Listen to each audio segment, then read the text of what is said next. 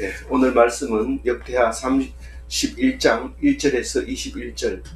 이 모든 일이 끝남에 거기에 있는 이스라엘 무리가 나가서 유다 여러 성읍에 이르러 주상들을 깨뜨리며 아세라 목상을 찍으며 유다와 베냐민과 에브라임과 므낫세 온 땅에서 산당들과 제단들을 제거하여 없애고 이스라엘 모든 자손이 각각 자기들의 본성 기업으로 돌아갔더라.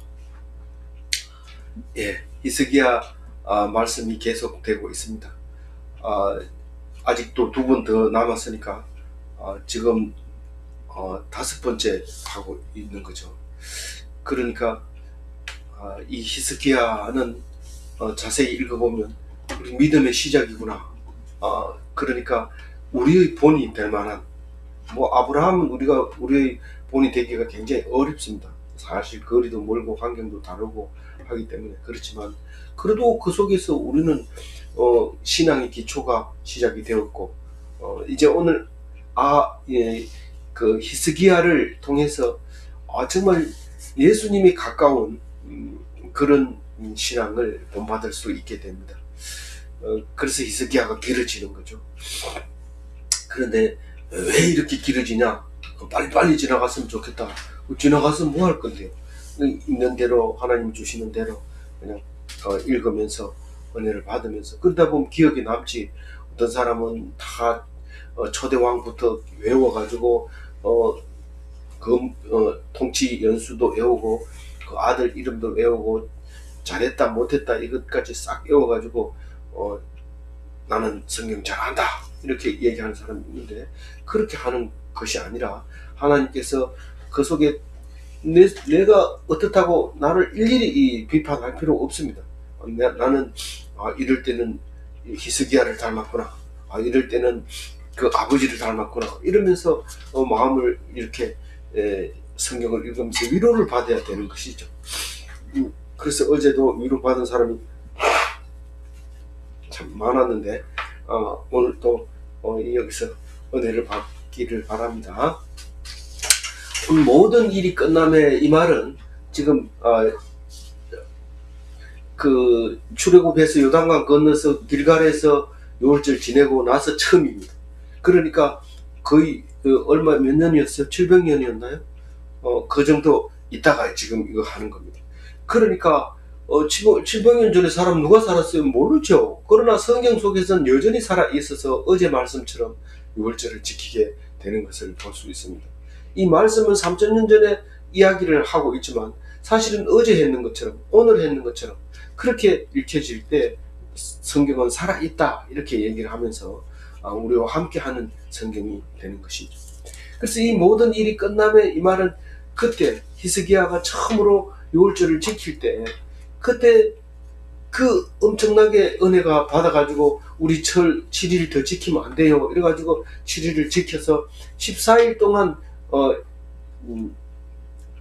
잔치를 돌리고 집회를 하고 난 다음에, 그러고 난 다음에 모든 일이 끝나면 이렇게 이제 각각 흩어집니다. 흩어지는데 1절 말씀은 그 유월절을 지내고 이스라엘 백성이 집으로 돌아가는데 어떤 일이 일어나느냐 하는 것을 말하고 있는데, 이것은 우리 성도가 예배를 마치고 집에 돌아가는 모습하고 똑같습니다. 하나도 안 틀리는 거죠. 이 사람들이 거기 있는 이스라엘 무리가, 이 말은 예배를 드린 성도들이 이런 말입니다. 다른 사람 얘기하는 게 아니고요. 나가서, 어디로 나가서? 교회 밖으로 나가서 유다 여러 성읍에 이르러 주상을 깨뜨리며 세상에 나가서 세상 욕심을 가지고 있었던 걸 다 없애고, 이 주상을 깨뜨린 얘기는 이 앞에서 수없이 했어요. 청소할 때 18일 동안 청소할 때도 이것을 다 깨뜨렸다고 얘기하고, 이런데 왜 자꾸 똑같은 얘기를 하냐 이러지만, 사실은 우리는 똑같은 얘기를 계속 반복해야 합니다. 어제 아침에도 왜 늦게 일어나나, 오늘 아침에도 왜 늦게 일어나나, 똑같은 말을 계속 합니다.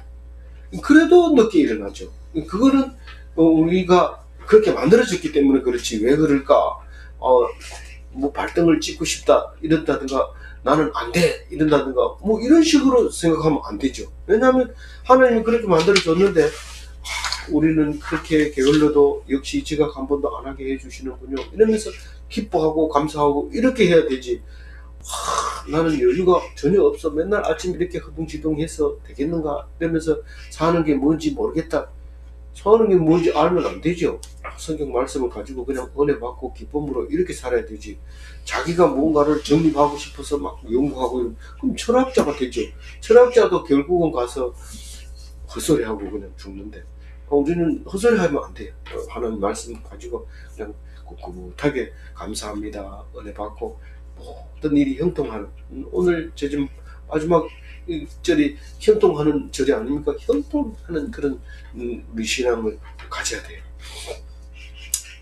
그래서 이렇게 여러 성읍에 다니면서 이 말은 일하러 가야 되지 주상을 깨뜨리러 간 게 아니라 내가 들릴 때는 들리고 안 들릴 때는 안 들리고 여러 성읍에 들려서 자기가 할 거 하죠.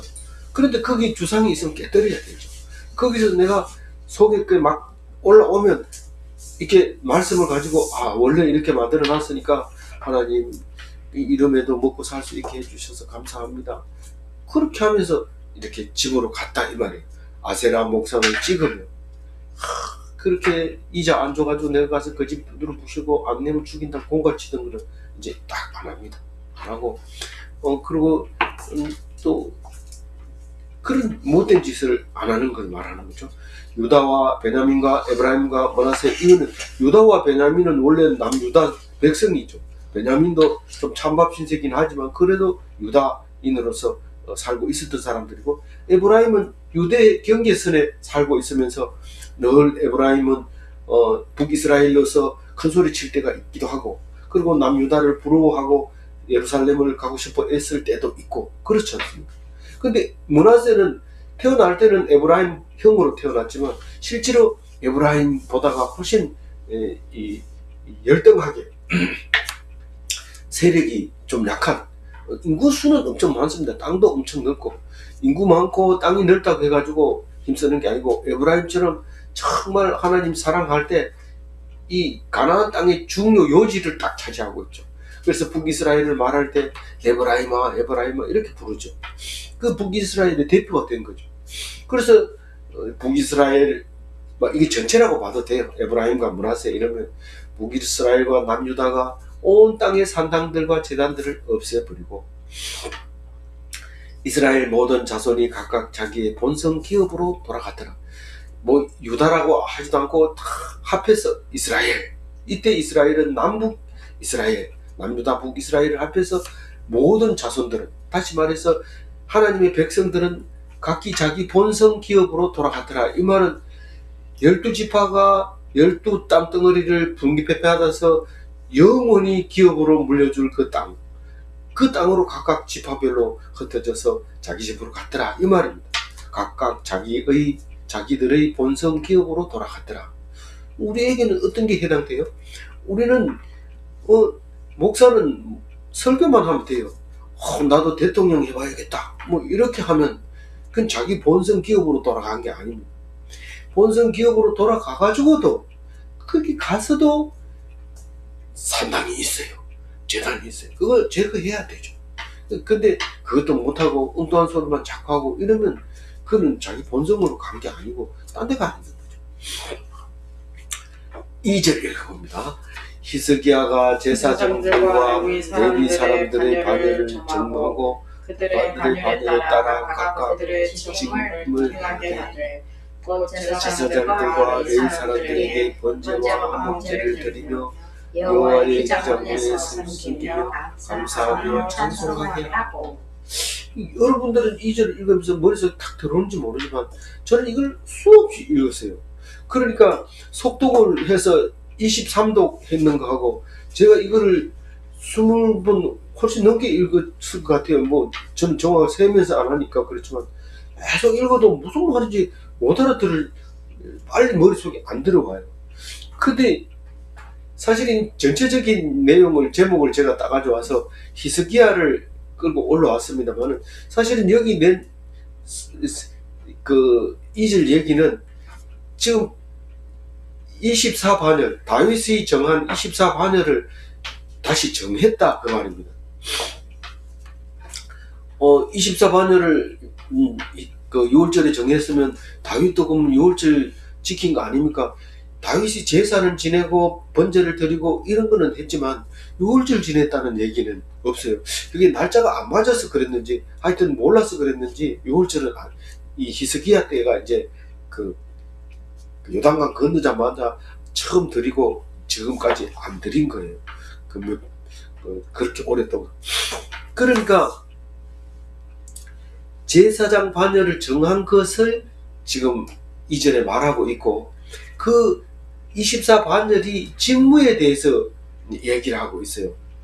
그러니까 사역자들의 사역 내용에 대해서 얘기합니다. 성도들 초신자들을 양육하고, 그 다음에 친교하고, 그 다음에 전도하고, 그런 이제 직무를 얘기한 것처럼 오늘 이 두 번째로 직무를 얘기하고, 그 다음에 네가 지금 어디에 있어야 되는가, 항상 있어야 될 곳에 대해서 얘기를 합니다. 그러니까 할 일과 서 있어야 될 자리, 그리고 사람에 대해서 정한 이야기가 이전에 나오는데 우리 다시 천천히 한번 읽어봐요. 그게 읽혀져야 돼. 히스기야가 제사장들과 레위 사람들의 반열을 정하고 그들의 반열에 따라 각각 그들의 직임을 해야 돼. 곧 제사장들과 레위 사람들에게 번제와 화목제를 드리며 여호와의 이장문에 섬기며 감사하며 찬송하게 하고. 지금 다 못 적었지만은 거기 이 반열은 제사장 반열만 24반열이 있습니다. 근데 레위 반열은 제사장 반열에 따라서 있기는 하지만 사실은 레위는 반열이 거의 없습니다. 그 맨 처음부터 읽어보면 그 다윗하고 레위기 읽어봐도, 왜냐하면 레위 사람은 숫자도 많고 제사장처럼 단순하게 기름칠을 태운다든가 기름을 바른다든가 가죽을 벗긴다든가 이런 간단한 일만 하는 게 아니라 이 레위는 전부 다 하거든요. 전부 다 하기 때문에 인구가 굉장히 많습니다. 찬양대도 있죠, 문지기도 있죠, 당연히 제사장을 도와주는 사람이 있죠. 그리고 각자 스스로 하는 일들도 있고, 그렇기 때문에 굉장히 숫자가 많아요. 그래서 24반열이 아닙니다, 사실은 그 레위인은. 근데 그 직무가 이제 번제 드리고 화목제 드리는 게 제일 큰 일이고, 그 다음에 이제 그 각자의 위치에서 찬양대는 찬양대 위치에서 해라. 그게 휘장문에서 이 말인데 회막문입니다. 성소 바로 앞에, 번제단 앞에, 거기가 이제 레위인과 제사장들이 서 있어야 할 자리다. 3절 읽어봅니다. 또 왕의 재산 중에서 얼마를 정하여 여호와의 율법에 기록된 대로 번제 곧 아침과 저녁의 번제와 안식일과 초하루와 절기의 번제에 쓰게 하고. 이게 세월이 지나면서 이제 이 용어도 좀 달라져야 되는데 이 성경이 그런 면에서 보면 거의 동시에 적혀져 있었다, 기록되어 있었다 하는 것을 우리가 짐작할 수 있게 됩니다. 왜냐하면 말은 자꾸 변하는데 성경은 몇천 년 지나도 그대로 쓰고 있죠. 근데 그거를 저처럼 해석하지 않습니다, 유대인들은. 왜냐하면 처음부터 정해져 있는 거기 때문에 우리가 변질시키면 안 된다, 이렇게 얘기합니다. 그래서 엄청 오래된 돈의 단위가 세겔이잖아요. 근데 지금도 이스라엘에 가면 세겔을 사용하게 됩니다. 그래서 그 사람들은 성경에 있는 걸 바꾼다는 것은 굉장히 불경하고, 그거는 성스럽지 못하고 있다는 거죠. 그러나 어쩔 수 없이 말이 변합니다. 상번제라고 하는 것인데, 상번제는 아침 저녁으로 드리는 걸 상번제라고 합니다. 사실은 늘 불이 꺼져서는 안 돼요. 불이 꺼져서는 안 되고 연기가 꺼져서 안 되고 향기가 나야 되는 게 이제 제단에서 하는 건데, 그걸 상번제를 늘 태우는 거예요. 근데 그거를 상번제는 반드시 왕의 재산에서 드려야 된다, 이제 그렇게 율법에 되어 있는가 봐요. 우리 율법 이름은 모세 오경밖에 모르는데, 모세 오경 밖에 모르죠. 맨 처음에는 10계명만 알고 있었지만은 근데 이 왕의 이 상번제는 왕의 재산에서 드려야 된다. 그 왕이 담당하는 거다. 그 말입니다. 그리고 상번제 안 드리면 사실은 왕이 아니죠. 그 하나님이 인정하는 왕이 아니죠. 그 다음에 안식일제는 안식일 날 드리는 번제입니다. 이 레위기에 잘 나와 있습니다. 어떻게 드려야 되는지, 뭐를 소를 드려야 되는지, 양을 드려야 되는지 나와 있고요. 그 다음에 초하루제, 우리는 초하루제 이렇게 하지만 우리가 어렸을 때는 상망제라고 해서 그 죽은 사람들의 제사도 상망제가 있었습니다. 지금은 아는 사람이 별로 없지만. 그리고 절기제, 절기 이러면 3대 절기죠. 여울절, 초막절, 칠칠절 이렇게. 근데 이름은 각각 여러 가지가 있습니다. 여러 가지가 있다는 것은 많이 발전해 오고 있다는 그런 뜻이죠. 그 이름이 그대로 있는 것은 그대로 잘 안 지켜지고 있었다는 거죠. 이 상번제 같은 경우에는 거의 봤을 때 지키지 않았던 것 같아요. 다시 말해서 매일매일 성경을 봐라 이런데 매일 묵상하는 사람 그렇게 별로 많지 않았다. 그렇게 우리가 이해할 수 있는 거죠. 이해할 수 있습니까? 이해할 수 있어요. 그걸 읽으면 그게 들려줘야 돼요.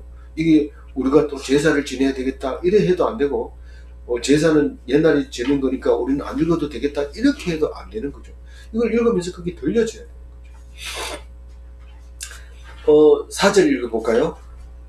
또 예루살렘에 사는 백성을 명령하여 제사장들과 레위 사람들 몫의 음식을 주어 그들에게 여호와의 율법을 힘쓰게 하라 하니라.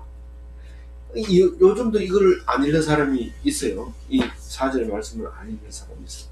이게 무슨 말일까요? 너희들은 제사장과 레위 사람들이 먹을 것 때문에 신경 안 쓰도록 너희들이 그 몫을 따로 떼가지고, 맞죠? 몫이라고 뭐예요? 사례를 말했죠. 사례를 따로 떼서 줘라 이렇게 얘기하는데, 제사를 드리면 제사장 몫이 따로 있습니다. 또 레위인 몫이 따로 있고, 그렇기 때문에 제사만 드리면 됩니다. 주는 사람이 뭐 이거는 제사장 몫입니다 이렇게 따로 줄 수도 있어요. 그러니까 성도들이 헌금하면서도 특별히 그런 그 교인들 많이 보죠. 이것은 목사님 책 사보라고 주는 돈입니다. 이래가지고 종이에다가 복도에도 따로 목사님 도서비 이래가지고 신방 가면 그걸 따로 줍니다. 보통 신방비 이러면 목사님이 성경 위에 올려놓고 기도하고 그냥 교회에다 입금시킵니다. 근데 그 목사님 용으로 따로 주면 그것도 따로 받아가지고 목사님이 책을 사기로 하고 그렇게 하는 경우가 있습니다. 근데 여기서 이제 목소리 음식을 주라 이런 말은 재물은 없고 나눠 먹을 거 있고 이럴 때는 별도로 줘야 되지만, 그렇지 않으면 제사장 몫이 따로 드리면은 제사장이 그거를 다 태우는 게 아니라 남겨둬서 식구들하고 먹을 수 있도록 남겨두는 그런 부분들이 뒷다리라든가 그런 것이 한 높이 들고 흔들면 요제고, 높이 들면 무거워서 흔들지 못하면 거제고, 그것은 다 제사장 몫이죠. 그렇게 주면, 그러면 제사장과 레위 사람들은 오직 뭐에만 힘쓰면 돼요?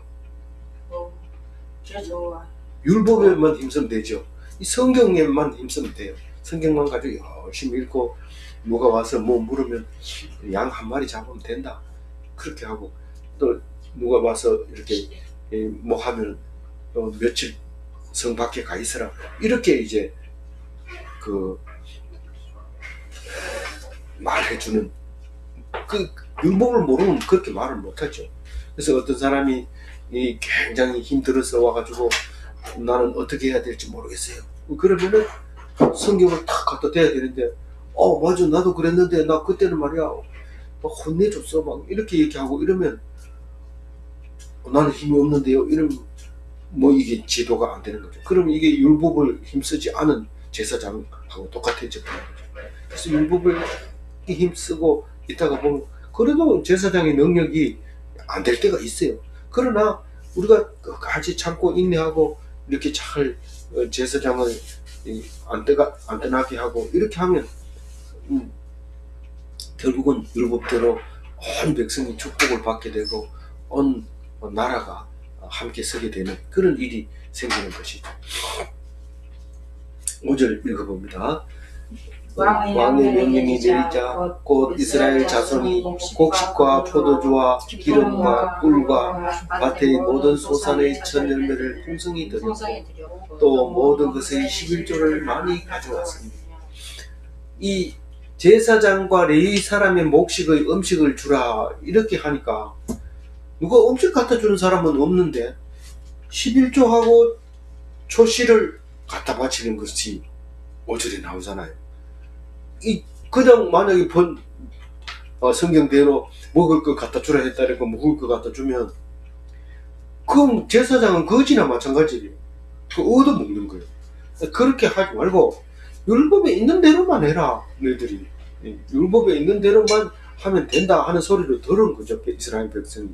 그래서 예루살렘에 사는 백성들에게 명령하여, 사실은 이 온 이스라엘 백성이 다 그렇게 살아야 되지만 사실 예루살렘에 있는 사람들에게 얘기만 해도 온 이스라엘 사람들이 다 작동을 하고 있다는 것을 알 수 있습니다. 물론 예루살렘에 사람이 많이 사니까 그럴 수도 있어요.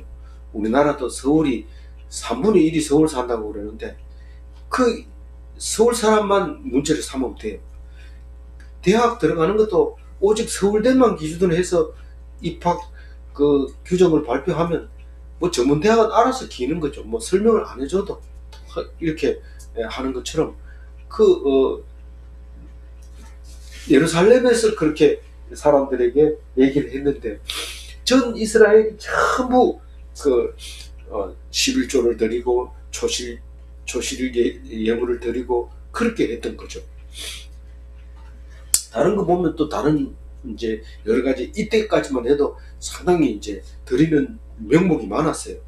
물건도 드리게 되고 짐승도 드리게 되고 곡식도 드리게 되고 이렇게 많이 있지만 지금은 헌금 수가 얼마나 많습니까? 뭐 건축 헌금, 뭐 선교 헌금, 무슨 뭐 온갖 헌금이 막 이름을 다 못 외웁니다. 그렇게 많은 것처럼 이때 당시에도 발달하지 않은 이때도 종류가 상당히 많았던 거죠. 제일 처음 난 것은 다 하나님 겁니다. 그거 하나님께 바쳐야 됩니다. 이삭도 제일 처음, 지금도 유대인들이 가면 사람이 가서 제일 먼저 나온 이삭에다가 리본으로 이렇게 묶어 둔다는 거예요. 그러면 나중에 그걸 따로 걷어서 성전에 바치는 그런 지금도 여전히 지키고 있는 유대인들이죠. 참 대단하죠. 참 제사장 나라 될 만하죠. 근데 예수 믿는 사람은 우리가 제사장 나라다 이러면서 유대인들을 깔보고 무시하고 심지어는 대량 학살도 하고 독일 같은 경우에는 엄청난 그런 짓을 하고 지금도 여전히 스킨헤드를 해가지고 머리 빡빡 깎고 유대인들만 보면 죽이려고 하는 그런 사람들이 있죠.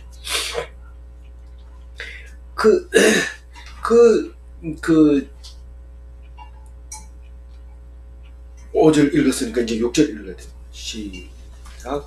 유다 여러 성읍에 사는 이스라엘과 유다 자손들도 소와 양의 11조를 가져왔고 또 그들의 하나님 여호와께 구별하여 드릴 성물의 11조를 가져왔으며 그것을 쌓아 여러 더미를 이루었는데. 예, 이 5절은 정착민, 그러니까 가나안 들어가서 농사를 짓는 농민들의 그 11조와 이제 초실을 얘기하는 거고, 6절은 유목민들, 그 중에서 유대 광야에 사는 유목민들, 지금도 유대 광야에 가면 베두인들이 살고 있는데 그런 그 유목민들이 여기서는 안 나왔지만 초태생, 첨난태에서 나온 겁니다. 이거는 처음 드리는 시작하는 거니까 초태생이라는 말이 안 나오지만 사람도 마다들은 무조건 드려야 됩니다. 예수님 때도 그렇게 했어요. 그래서 예수님이 나자마자 사람을 죽이는 게 아니고 사람 대신에 돈으로 바꿔가지고 이제 드리러 갑니다. 7일 만에 할례 받고 돈을 지불합니다. 마지막 그렇게 합니다. 양, 소 이런 건 좀 처음 나온 건 다 드려야 되고, 11조는 소, 양의 11조는 어떻게 드려요?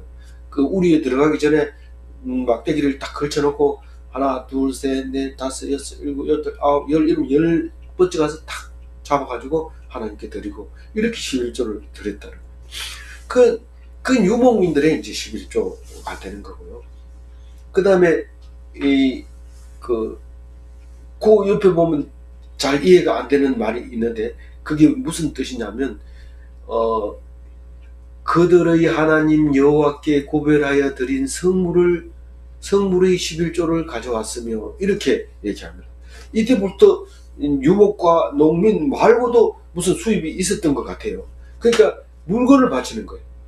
예를 들면 내가 돈으로 안 받고 먹는 거로 받았어요. 그러니까 열심히 일하고 그냥 먹고 자는 것밖에 없어요. 그 자는 거에 11조를 드릴 수는 없지만 얻어 먹은 거에 11조를 계산해서 돈으로 드린 그런 분들을 제가 들었어요. 이제 그런 것도 있고 또 이제 물건을 대신 받는 경우가 있어요. 물건을 팔다가 못 팔거나 뭐 수당 안 떨어지면 이 물건을 네가 수당으로 준다. 그래가지고 100개를 주면은 뭐 돈도 아니고 뭡니까 음식도 아니고 그 물건 11조를 드리고 나머지는 팔든지 자기가 사용하든지 나눠주든지 뭐 그렇게 수입으로 사용했던 그런 의미로 이렇게 볼 수 있는데 그거를 일일이 쓸 수 없으니까 이렇게 그들의 하나님 여호와께 구별하여 드린 성물의 11조를 가져왔으며 이렇게 얘기한 거예요. 그랬는데 그게 많아요, 적어요? 더미를 이루었다. 지금 더미라는 말을 잘 안 쓰지만 거름을 쌓으면 거름더미, 그리고 돌을 많이 쌓으면 돌더미, 이렇게 더미라는 말을 많이 사용했어요. 근데 7절 읽어봅니다. 셋째 달에 그 더미를 쌓기 시작하여 일곱째 달에 마친지라. 그러니까 예를 들면 교회 문을 탁 열었어요. 이제 오픈했어요. 개척했다 이렇게 탁 열었어요. 셋째 달까지는 뭐 누가 가져오면 그게 그냥 달게 먹고 이제 끝났어요. 근데 셋째 달 지나니까 다 못 먹어. 이게 사람들이 자꾸 가져오면 빈손으로 안 오거든요. 빈손으로 와도 된다 하는데 꼭 손에 들고 옵니다.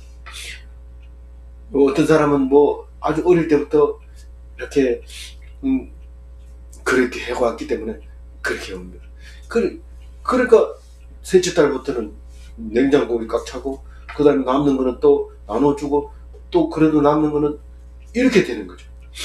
그 일곱째 달에는 이제 안 가져요. 가져가 봐야 뭐 먹지도 안 하고 내 던지더라 뭐 썩어버리더라 뭐 이러고 이제 안 가져오는 경우가 있는데 뭐 이 7절이 그런 말은 아니지만 그런 생각이 들었어요.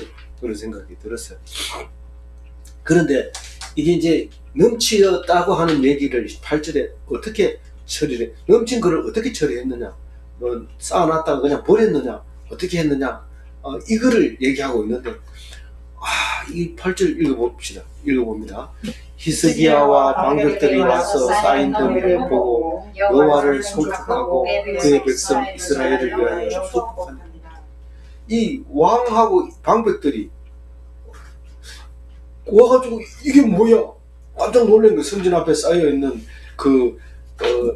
어떤 사람은 그 천을 가져오기도 하고 어떤 사람은 그릇을 가져오기도 하고 뭐 어떤 사람은 가지고 있는 물건도 가져오지만은 소도 가져오고 곡식도 가져오고 이렇게 해서 그 쌓아놓은 걸 보고 깜짝 놀라가지고 야 할렐루야 우리는 이런 줄 몰랐는데 사실은 이때가 언제냐면요 북이스라엘은 아수르에게 그 둘도 쌓여가지고 그냥 그렇게 곤욕을 맨 처음에는 아람하고 싸워가지고 그냥 아이를 삶아 먹을 정도로 힘들었는데 이제는 아람하고 같이 아수르에게 망하면서 그렇게 힘들고 왕은 지금 감옥에 갇혀 있는 상태인데 남유다는 지금 이렇게 풍성하게 넘치게 만드는 겁니다.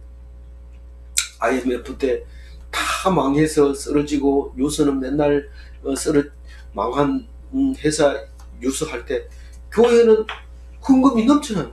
남들이 볼 때는 헌금이 안 나야 되는데 교회도 망했다 이래야 될 때 눈물을 흘리면서 헌금을 하는 거예요. 그전에는 그렇게 헌금한 게 아니라 헌금해놓고 목에 힘 딱 주고 이랬는데 IMF 오니까 헌금하는 게 조용하게 엄중하게 돈들이 많이 들어온 것을 경험했다고 말씀하실 때 바로 이 말이 생각이 났죠.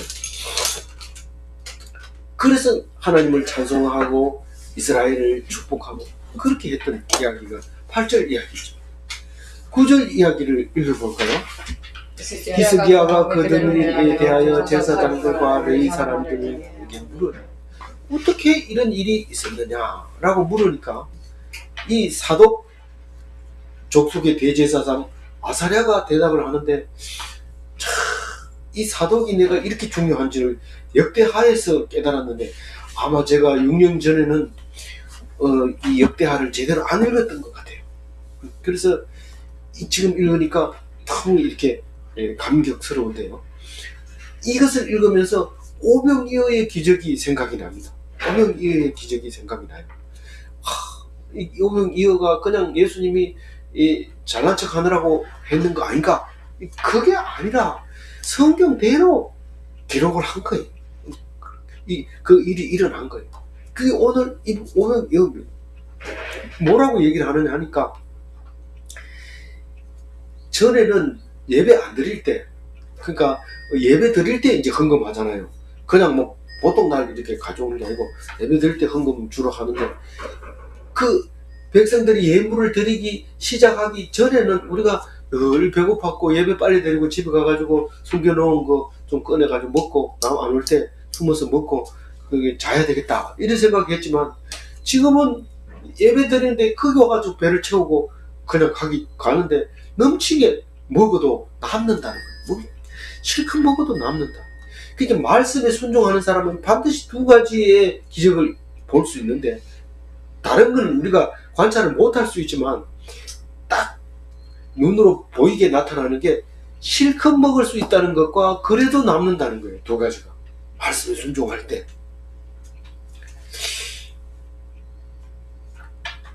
어떤 사람은 은혜 딱 받고 은혜 성경 말씀 은혜를 받고 너무 좋아가지고 기뻐가지고 그 다음날 안 갑니다. 왜냐하면 그 다음날 가면 딴 얘기하기 때문에 나 이 은혜를 간직하고 보관하고 싶어가지고 탁 있는데 일주일 있다가 하니까 그게 잊어버린 거예요. 지난주에 뭐로 은혜 받았는지 몰라요.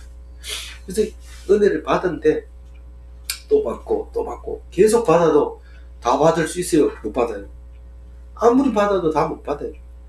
하나님의 은혜는 그렇게 얄팍한 게 아닙니다. 오늘 풍성하게 준 은혜도 내일 또 받을 게 있습니다. 이거하고 좀 다르지 않습니까? 다르다고 생각할 수 있어요. 그러나 저는 그런 생각이 들었다는 거죠. 그리고 이 보리떡 5개와 물고기 2마리가 어떻게 5,000명을 먹이고 12강줄이가 남았느냐. 우리가 드리기 시작한 그때가 언제냐면 제일 먼저 어린아이가 보리떡 5개와 물고기 2마리를 내놨어요.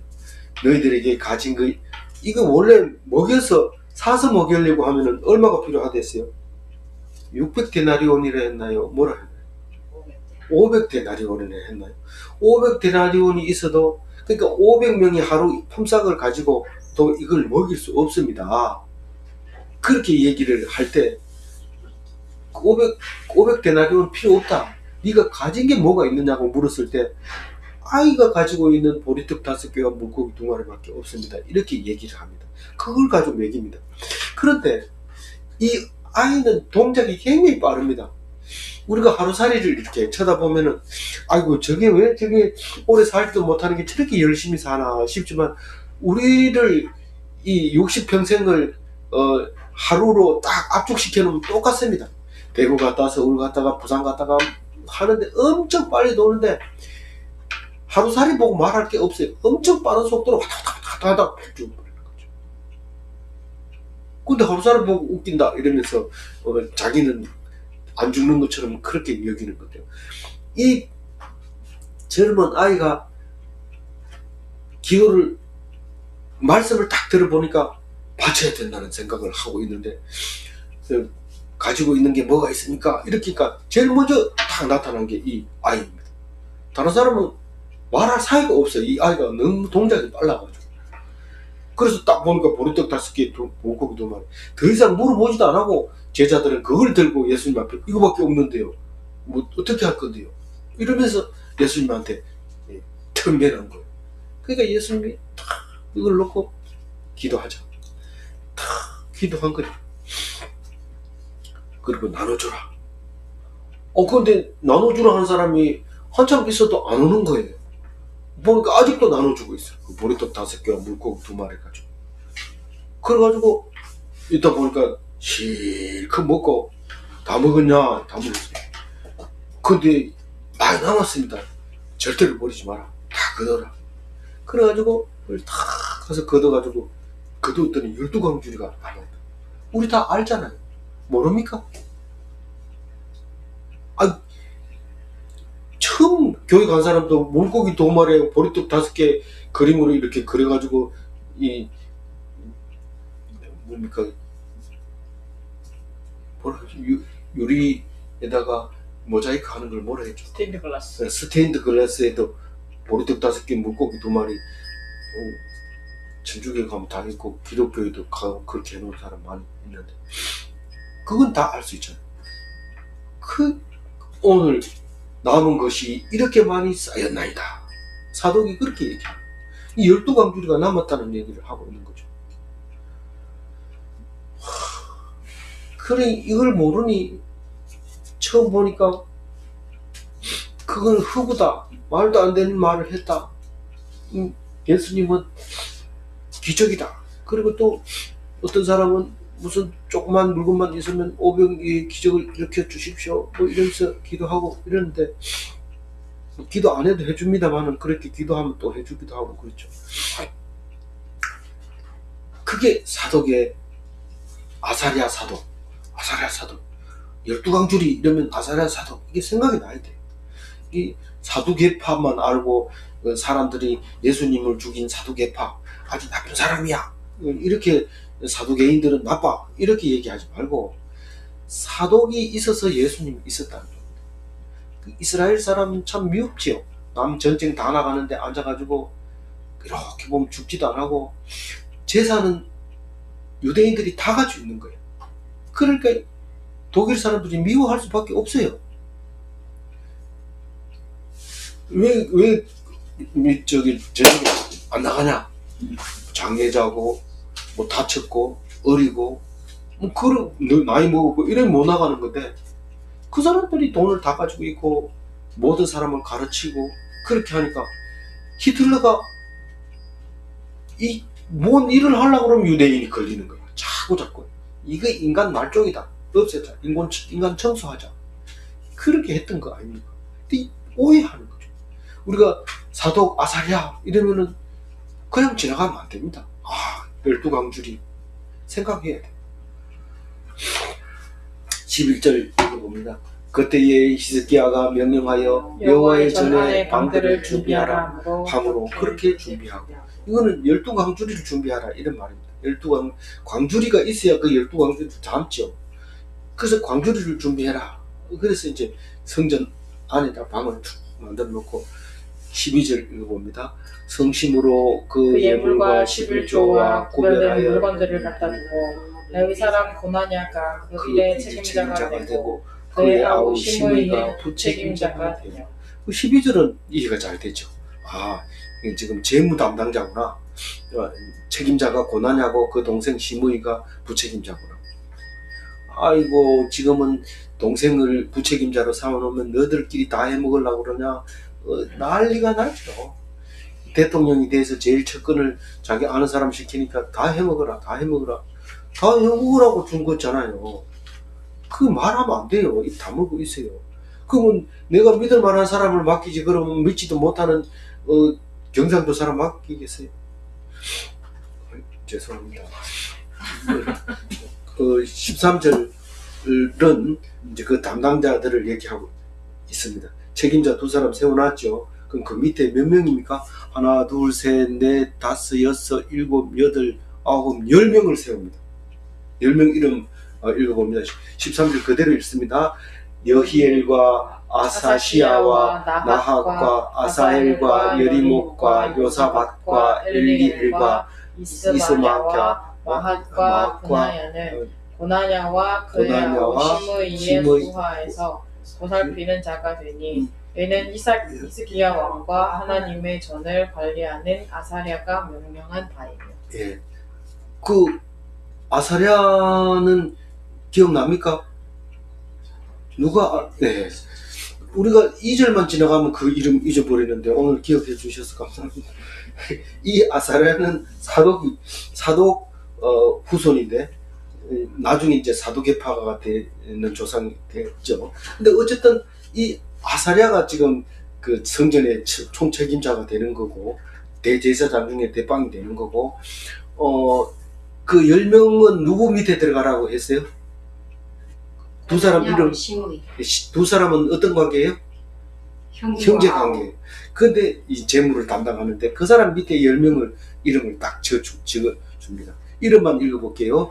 여히엘, 아사시야, 나핫, 아사헬, 여리못, 요사밧, 엘리엘, 이스마가, 마핫, 버나야.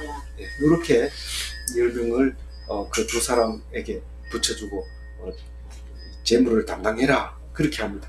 그 중에서 이제 지출부장에 대해서 14절에 얘기하는데 14절 읽어봅니다. 시작. 동문지기 레위 사람 임나의 아들 고레는 즐거이 하나님께 드리는 예물을 맡아 여호와께 드리는 것과 모든 지성물을 나눠주며. 네. 14절에 동문지기가 나오니까 뭐 엉뚱한 대로 생각이 가버리는데 이거는 고레를 설명하기 위해서 동문지기가 필요한 거예요. 동문지기 레위 사람 임나라는 사람이 있는데 그 사람 아들 고레를 얘기하는 겁니다. 바다에 있는 고래가 아니라는 것을 설명하려고 이렇게 어렵게 설명하는 거죠. 고래는 뭘 맡았어요? 예물을 나누죠. 지성물을 나누죠. 예, 지출 담당자, 지출 담당자인데, 그,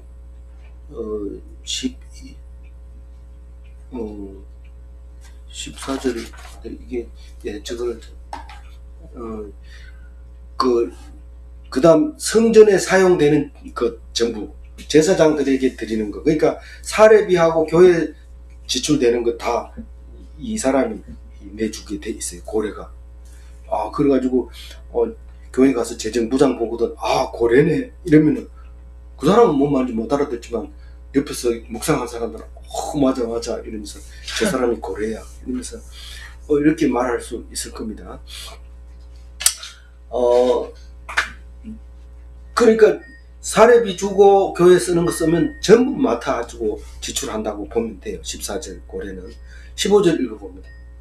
예수와 에덴과 미냐민과 예수아와 스마야와 아마랴와 스가냐는 제사장들의 성읍들에 있어서 지킴을 맡아 그 형제들에게 반열대로 대소를 막론하고 나누어주되.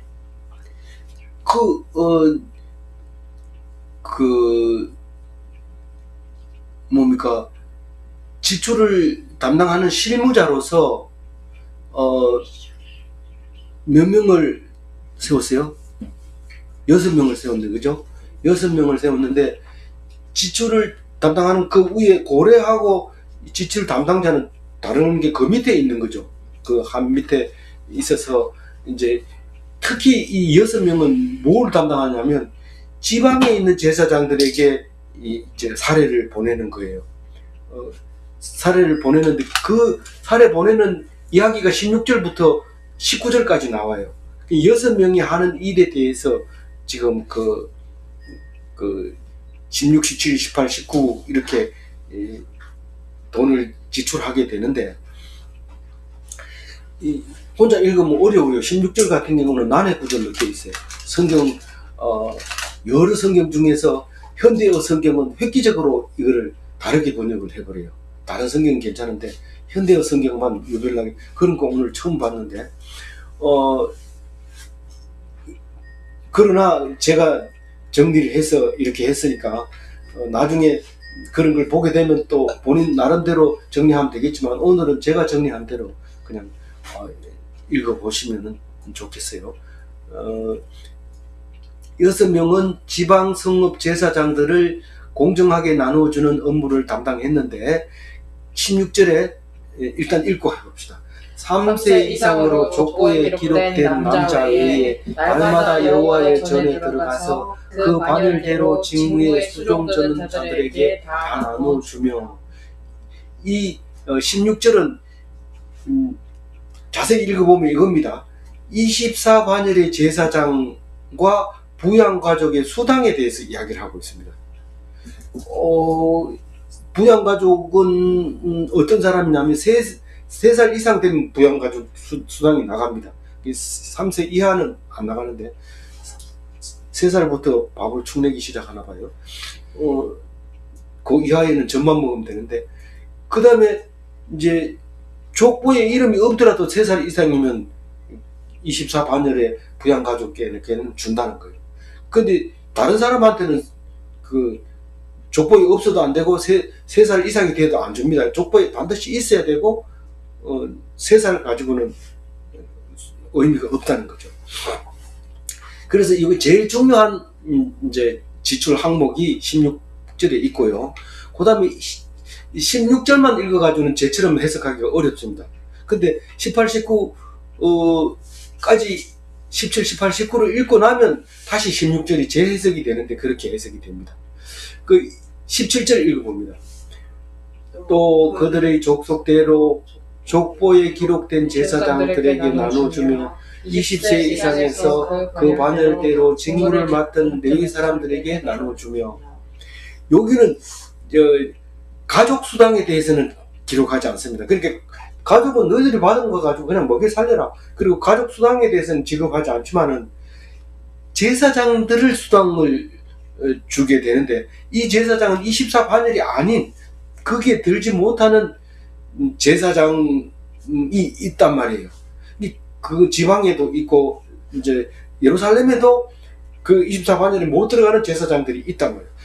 그 사람들은 실무에는 종사하지 않지만 그래도 준다는 게 이제 17절 말이고, 레위인의 몫은 제사장이라는 이름이 안 들어가 있기 때문에 20세 이상이고 레위 사람이면 다 줍니다. 그런데 반드시 줘야 되는 것은 반열대로 직무에 종사한 20세 이상, 그것만 준답니다. 그럼 20세 이하의 레위인들은 그 일을 해서, 농장에서 일을 해서 먹고 살아야 되죠. 지금 그 얘기를 하고 있는데, 땅이 있어야죠. 레위인은 원래 땅을 안 주거든요. 이제 레위인 성읍은 따로 나중에는 떼줍니다만 원래는 땅을 분양받지 못합니다. 그러면 먹고 굶어 죽을 수 있잖냐? 그렇지 않다. 18절에 이제 기초 수급자의 리스트가 나오는데 18절 읽어봅니다. 또 그 족보에 기록된 온 회중의 어린 아내들 자녀들에게 나눠 주었으니 이 회중은 성결하고 충실히 그 직분을 다하는 자이며. 좀 어렵게 써놨는데 어렵게 쓸 수밖에 없어요. 우리가 기초 수급자에게 돈을 준다는 것은 그렇게 쉬운 일이 아닙니다. 우리는 돈만 있으면 줄 수 있는 것 같지만 그거 잘못 주면 돈 주고 욕먹고 얻어맞고 그렇게 되는 게 그거거든요. 그런데 여기서 뭐라고 얘기하냐면 족보에 등록된, 다시 말해서 대한민국 사람이라야 되고 어린 아이나 부인이나 자녀, 그러니까 부인이 지금 뭐 제사장도 아니고 뭐 먹고 살기 힘들고 이런 사람을 얘기하는 거죠. 아이 딸린 부인이라든가, 그리고 그 자녀. 그런데 무조건 그러면 이스라엘에 살기만 하면 그렇게 되냐? 아니고 성실하고 충실히 직분을 다하는 회중에게만 지급한다. 다시 말해서 성실 성도에게만 가족 수당을 지급한다, 이 말입니다.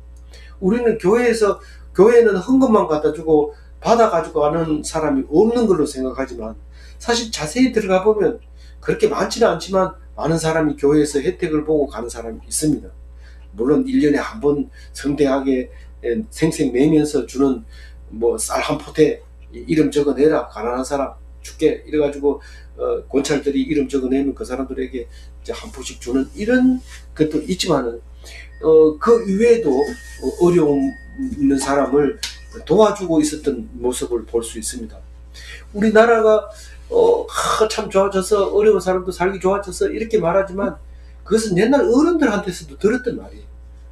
뭐 이렇게 공짜로 나눠주니까 다 뭐 이렇게 인기 얻으려고 저런다 이러지만 사실 정책을 해보면 그렇게 하지 않으면 나라가 위험하고 넘어갈 수 있기 때문에 늘 그런 걸 생각하면서 기초 수급자에 대해서 생각하고 있다는 것을 알고 있어야 됩니다. 이걸 알고 있으면 자살을 안 하는데 IMF 왔다고 자살한 사람 참 많았거든요. 잘 살고 배부르게 살던 사람은 다 죽습니다. 그러나 힘들고 어렵게 사는 사람이 그 어려운 일을 당하면 더 잘 살 수 있습니다. 살 수 있는 능력이 있죠. 그리고 조금만 나아지면 보람이 있죠.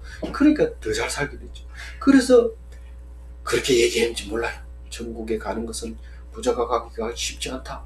뭐 이런 얘기는 그거하고 관계 없는가요? 이렇게 물으시면 잘 모르겠는데요. 이러지만은 어쨌든 그 생각이 나죠. 네. 그래서 오늘 성경 속에서 기초 수급자가 성경적이지 못한 게 아니고 맞구나. 이걸 이해하고 감사하고 기뻐해야 되지. 성질이 나서 막내 떠니면서 나는 쎄빠지게 일해도 뭐 최저임금 받고 저 사람들은 맹탕 놀아도 나보다 더 잘 먹고 노는 거는 내보다 더 잘 놀고 게임도 더 잘하고 난 싫어. 나는 안 갈 거야. 뭐 이러면서 이런 세상 살기 싫어. 이렇게 얘기하면 안 되죠. 성경 속에서 그렇게 하는 게 아니다 라고 얘기하고 있잖아요. 19절 읽어봅니다. 각 성읍에서 등록된 사람이 있어 성읍 가까운 들에 사는 아론 자손 제사장들에게도 나눠주되 제사장 들의 모든 남자와 족보에 기록된 레위 사람들에게 나누어 주었더라. 그러니까 아까는 등록이 안 된 사람은 안 나눠준다 이거 명부가 따로 만들어졌어요. 등록된 사람은.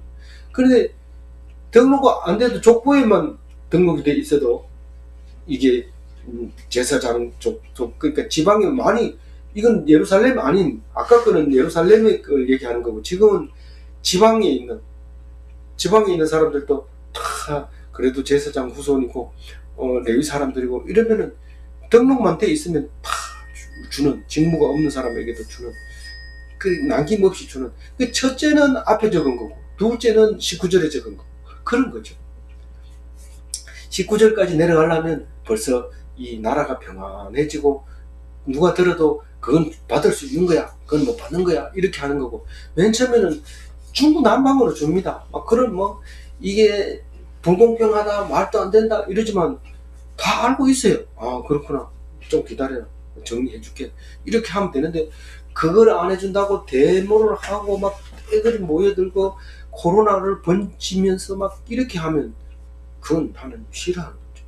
그렇다고 해서 그 사람들을 정죄하면 안 됩니다. 왜냐하면 그 사람들로 인해서 나라가 만들어지는 것을 알고 있기 때문에 우리는 그렇게 가는 사람도 수고했다 요 정도 해야 되지 다음번에 갈 때 참대해주고 이렇게 하지 말고 수고했다 이렇게 하고 그리고 또 당신은 나는 성경 보니까 안 가도 되겠더라 이러고 안 가고 이래야지 기독인입니다.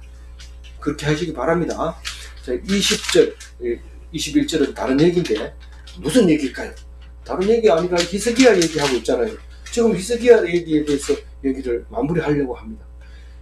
자, 20절 읽어봅니다. 히스기야가 온 유다 이같이 행하되 그의 하나님 여호와 보시기에 선과 정의와 신실함을 행하였으니 그가 행하는 모든 일 곧 하나님의 절에 수종드는 일에나 율법이나 계명이나 그의 하나님을 찾고 참마음으로 형통하였더라. 오늘은 이제 제일 마지막에 중심 말씀을 잡아서 말하기 마무리하기가 참 좋네요. 이 히스기야 이야기 하려고 사실은 뭐 온갖 얘기를 했는데 사실 그게 우리에게 지침이 되고 그게 우리의 방향이 되고 우리 결정할 수 있는 참 중요한 겁니다. 하나님 어떻게 하면 되겠습니까? 이제 묻지 말고 성경 열심히 보면 어떻게 하는지 다 나와 있어요. 저렇게 놀고 먹는 사람에게도 밥을 줘야 됩니까? 성경을 봐라. 나는 네 보고 이래라 저래라 소리 성경 속에 다 적어놨다. 만약에 놀고 먹는 사람 안 주면 어떻게 돼요? 위험해져요. 아주 위험해져. 줘야 돼요. 근데 히스기야가 잘한 것은 선하고 정의롭고 진실했다라고 20절에 말합니다. 이 선은 뭔데요? 사람에게, 우리 성도들에게 선하다 이 말은 하나님께 딱 붙어 있는 거, 제사 지내는 거, 그걸 선이라 하지만 히스기야의 선은 참 좋은 사람이다, 그런 뜻입니다. 그리고 뭐 물론 제사도 잘 지냈죠. 히스기야보다 제사 잘 지낸 사람 어디 있어요? 그 다음에 정의롭다, 이거는 제다카가 아니고 야사르 이래가지고 누구에게나 이렇게 옳다고 인정받는 그런 사람이었고, 진실하다, 에메로 이래가지고 말 그대로 진실한 걸 얘기하는 거예요. 21절의 얘기는 성전 봉사하고 율법에 순종하고 하나님을 찾고 이런 사람이었다. 누가? 히스기야가. 어떤 때? 북이스라엘이 망했을 때, 그럴 때 히스기야는 정신 차리고 남유다를 이끌어왔던, 북이스라엘까지 이끌어왔던 그런 사람이다. 그래서 언제까지? 한 140년 동안 이제 그 나라가, 유대가 유지됐다가 130년 뒤에 왕들이 그냥 느부갓네살, 갓 4살 된 왕에게 죽게 되는 거죠. 망하게 되는 거죠. 그래서 이제 성경 말씀이 정립이 되고, 사실 그때 안 망했으면 성경도 안 쓰여집니다. 그때 쓰는 말을 옛날에 그 말씀을 또 써란 말이야. 뭐 그 전설 같은 얘기를 우리가 그게 뭔 도움이 되겠냐. 그런데 망하고 나니까 그 말이 주옥 같고, 주옥 정도가 아니고 귀한 말씀이니까 쓰게 되고 우리에게까지 오게 되는 성경이 만들어지게 되는 것이죠. 그걸 가지고 알고 난 사람은 성경이 하나님이 썼는 줄 아느냐 이러면서 사람이 썼다 이렇게 얘기하는데, 그게 하나님이 쓴 겁니다. 하나님이 성령을 부어주셔서 성령이 인도하심으로 쓴 성경이죠. 그거를 잘난 척하고 아는 척하고 사람 썼다고 소리 지르고 이런데 참 답답한 얘기죠. 근데 오늘 제일 마지막 한마음은, 야 우리가 한마음으로 하나님을 믿자, 이게 아닙니다. 한마음은 일심이라는 번역을 맨 처음 번역할 때 일심으로 번역했는데, 이걸 한마음으로 이제 바꿔놨는데, 한마음이 더 어려워요. 왜냐하면 한이라는 뜻이 많이 있기 때문에. 그런 마음으로도 이제 이 번역하면서 생각을 있었을 거예요. 근데 이거는 정확하게 얘기하면 속으로 하나님을 믿었다는 거예요. 우리는 겉으로 하나님을 믿기가 쉽습니다. 교회 나가면 난 기독교인입니다. 난 그 몇 년 다녔습니다. 모태신앙입니다. 뭐 이렇게 하는 것은 겉으로 신앙인이고, 속으로 믿은 것을 한 마음으로 믿었다는 거예요. 한 마음으로 행했다 이런데, 이 행위가 무슨 행동을 얘기하는 게 아니라 믿음을 말하는 거예요. 우리가 로마서하고 어디하고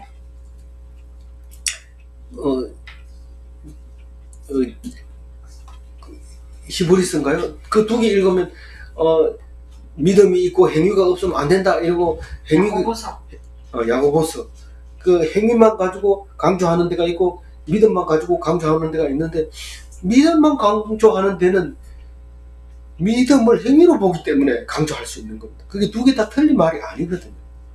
그러니까 믿음만 있고 행위가 없으면, 이 말은 믿음이 있다고 말하지만 믿음이 없는 것을 말하는 거죠. 그러니까 그 성경을 읽으면서 그걸 모르면 성경만 읽었다 이러면서 큰소리 치면 성경에 이런데, 성경 다 읽었냐 아니면 다 읽었다 이래야 되죠. 그러면 좀 들어볼 만하죠. 근데 원어가 대바브 이렇게 해서 마음을 한 마음이라고 얘기합니다. 마음으로 행동했다. 자꾸 남에게 보이려고 막 이렇게 하는 것이 아니다 이 말입니다. 제가 정리합니다. 형통함이 밖으로 나타나면 자연인입니다. 우리는 다 나타내려고 하죠. 그건 이상한 게 아닙니다. 그러나 마음으로 믿어 형통 속에 살면, 마음으로 믿는데 어떻게 형통해요? 여기 누굽니까? 히스기야가 그렇잖아요. 믿고 형통했다. 그럼 형통이 뭡니까? 형통은 나타나지 않는 뭐죠? 그 형통이에요. 어제 그는 사람이 많이 와서 뭐 없습니다.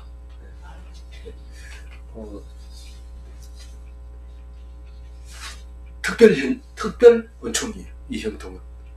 마음으로 믿으면 똑같이 힘들고 배고프고 그렇지만은 마음으로 믿으면 배부르고 풍성하고 시커멓고 12강줄가 남는 것이죠. 그런 날마다 오병이어의 기적의 삶을 살아가는 멋진 기독교인이 다 되시기 바랍니다. 기도하겠습니다. 하나님 감사합니다. 귀한 말씀 우리에게 위로가 되고 힘이 되고 능력이 되십니다. 감사합니다. 이 말씀 붙잡고 오늘도 힘차게 살아가게 도와주옵소서. 예수 그리스도 이름으로 기도 올리옵나이다. 아멘. 감사합니다.